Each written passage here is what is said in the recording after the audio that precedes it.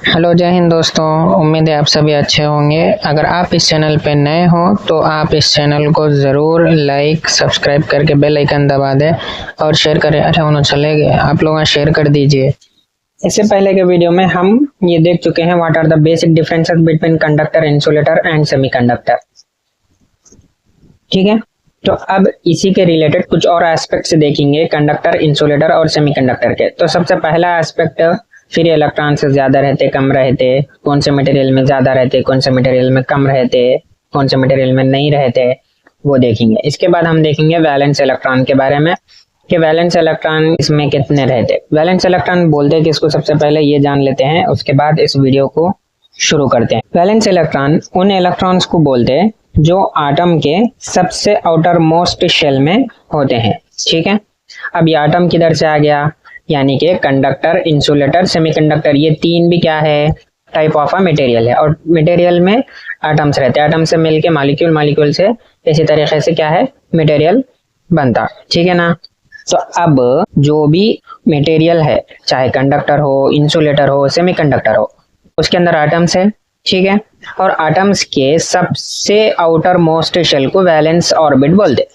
अब valence orbit में जितने भी नंबर ऑफ इलेक्ट्रॉन्स रहते उन नंबर ऑफ इलेक्ट्रॉन्स को वैलेंस इलेक्ट्रॉन बोलते हैं। ठीक है, इसके बाद अब थर्ड एस्पेक्ट क्या है, फॉरबिडन एनर्जी गैप के बारे में। फॉरबिडन एनर्जी गैप किसको बोलते हैं, कंडक्शन बैंड और एनर्जी बैंड के बिटवीन में जितना गैप रहता है उसको फॉरबिडन एनर्जी गैप बोल के बोलते हैं। ठीक है, ये हो गया थर्ड एस्पेक्ट। फोर्थ एस्पेक्ट क्या है, टेम्परेचर कोफिशिएंट ऑफ रेजिस्टेंस। इसके बारे में आगे के वीडियो में डिस्कस करेंगे, तब तक के लिए बने रहिए।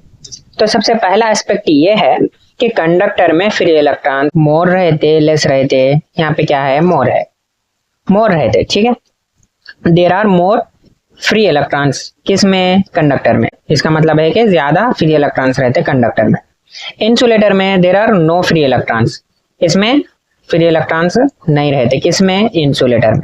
जबकि आप देखिए सेमीकंडक्टर में there are few free electrons, यानी कि थोड़े से फ्री इलेक्ट्रॉन्स रहते। अब बात करेंगे वैलेंस इलेक्ट्रॉन के बारे में। Number of valence electron less than 4, यानी कि कंडक्टर में number of valence electron less than 4 है, यानी कि 4 से कम है। इंसुलेटर में number of valence electron more than 4, यानी कि 4 से ज्यादा है वैलेंस इलेक्ट्रॉन इंसुलेटर में।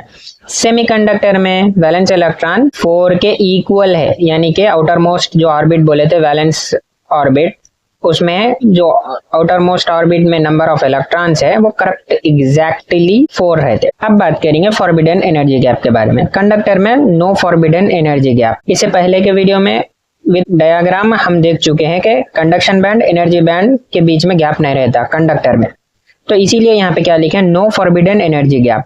इंसुलेटर में wider forbidden energy gap. Energy gap क्या है, इंसुलेटर में बहुत ज्यादा रहता। सेमीकंडक्टर में वही फॉरबिडन एनर्जी गैप क्या रहता, ज्यादा नहीं रहता, इस वास्ते यहाँ पे नैरो बोल के लिखे। अब लास्ट एस्पेक्ट क्या है, टेम्परेचर कोफिशिएंट ऑफ रेजिस्टेंस। तो कंडक्टर में पॉजिटिव रहता, इंसुलेटर सेमीकंडक्टर में नेगेटिव रहता। उम्मीद है आपको समझ में आया होगा।